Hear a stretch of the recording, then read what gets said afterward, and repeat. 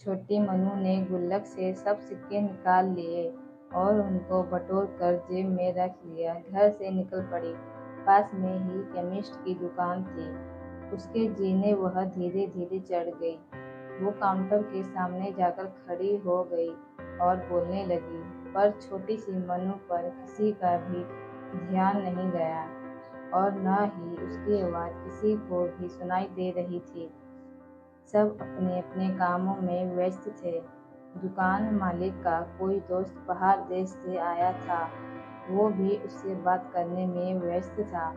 तभी उसने अपनी जेब से सिक्का निकाल कर काउंटर पर फेंक दिया।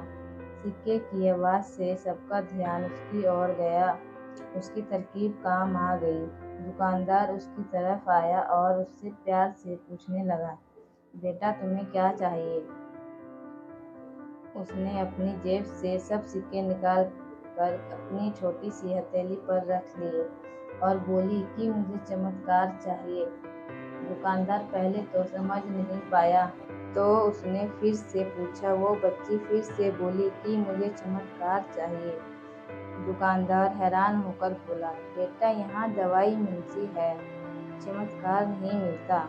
वो बच्ची बोली, अगर यहाँ दवाई मिलती है तो चमत्कार भी आपके यहाँ ही मिलने चाहिए। दुकानदार बोला, बेटा लेकिन आपसे यह किसने कहा कि यहाँ चमत्कार मिलता है? अब उस बच्ची ने विस्तार से बताना शुरू किया। अपनी तोतली जबान से वह बच्ची बोली, मेरे भैया को सर में ट्यूमर हो गया है। पापा ने मम्मी को बताया कि डॉक्टर 4 लाख रुपए बता रहे थे।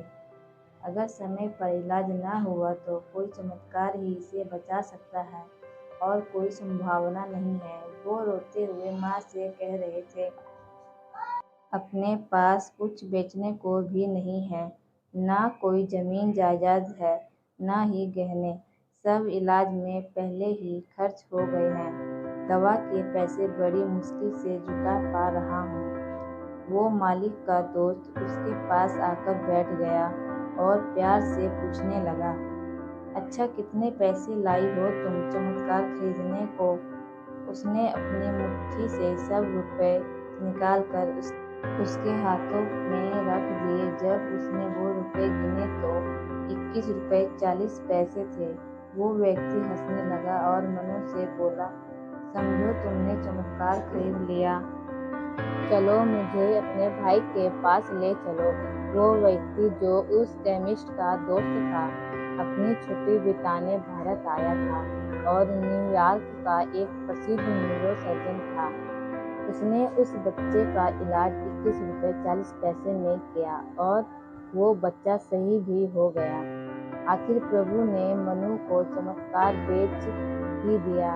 वो बच्ची बड़ी श्रद्धा से उसको खरीदने चली थी। वो उसको मिल गया। प्रभु सबके पालनहार हैं। उनकी मदद ऐसे ही चमत्कार के रूप में मिलती रहती है। बस आवश्यकता है तो सिर्फ सच्ची श्रद्धा की, क्योंकि परमात्मा संसार के अंत करने हैं।